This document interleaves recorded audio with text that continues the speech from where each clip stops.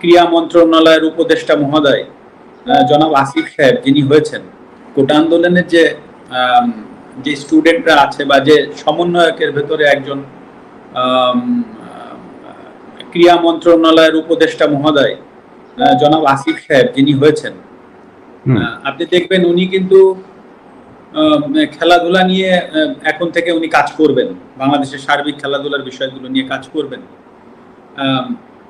এখন যদি আল্লাহ না করুক কালকে একটা প্রবলেম হয়, আল্লাহ না করুক যদি কোনো একটা খেলাধুলায় কোনো জায়গায় প্রবলেম হয়, উনি কিন্তু প্রধান উপদেষ্টা মহোদয় ডক্টর ইউনূস স্যারের কাছে যাবেন বা সিনিয়র উপদেষ্টা মহোদয় যারা আছেন উনাদের সাথে আলোচনা করে এসেই কিন্তু উনাকে স্টেটমেন্ট দিতে হবে। ইটস ভেরি সিম্পল, কারণ উনি একটা দায়িত্বশীল জায়গায় আছেন। তো হুট করেই একটা সমস্যার সমাধান উনি একা কিন্তু এসে এই আপনাদের সামনে মানে প্রেসের সামনে হুট করে বলে ফেলতে পারবে না। তো দায়িত্বশীল জায়গাগুলোই কিন্তু অনেক কিছু চিন্তা করে কথা বলতে হয়।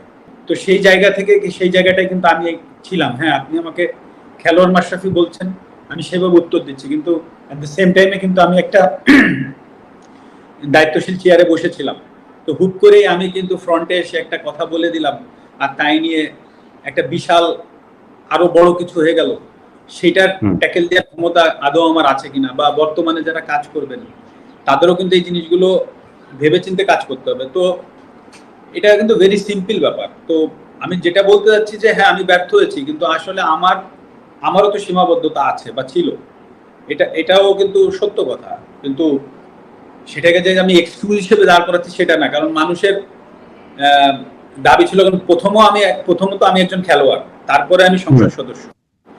আমি খেলোয়াড় থেকে আমার পরিচয় মাশরাফি না হলে আমি অবশ্যই ওই সংসদ সদস্যে আমার যে ডাক নাম ছিল, আমার নড়াইলের মানুষ চিন্ত কৌশিক নামে, সেই নামে আমি নিশ্চয়ই সংসদ সদস্য হইতে পারতাম না।